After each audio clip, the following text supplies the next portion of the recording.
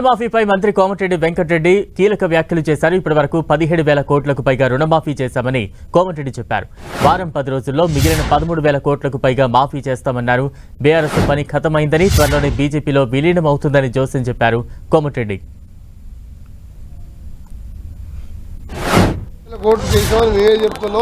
మిగిలిన వారం 10 రోజులలో మిగిలిన 13,000 కోట్లు ఎంత తీరిందో మిగిలిపోయిన రైతులందరూ కూడా ఇవ్వడం జరుగుతున్నది.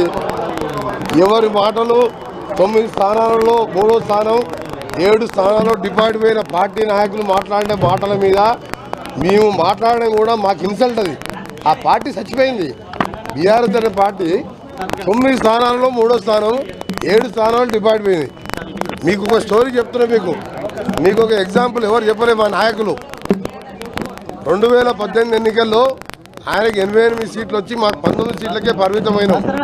ఆ తర్వాత 3-4 నెలలకే పార్లమెంట్ ఎన్నికలు వస్తే మేము 3 స్థానాలు, నేను, రేవంత్ రెడ్డి గారు, ఉత్తమ్ కుమార్ రెడ్డి గారు ముగ్గురం ఎంపీలే గెలిచినాం.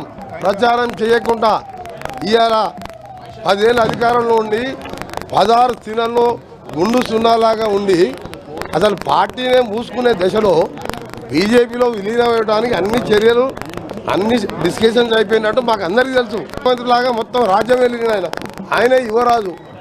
ఇవాళ హరీష్ రావు ఆయన 2,000 మెజార్టీ, మా దగ్గర ఒక్కొక్కరి దగ్గర 60-70,000 మెజార్టీ.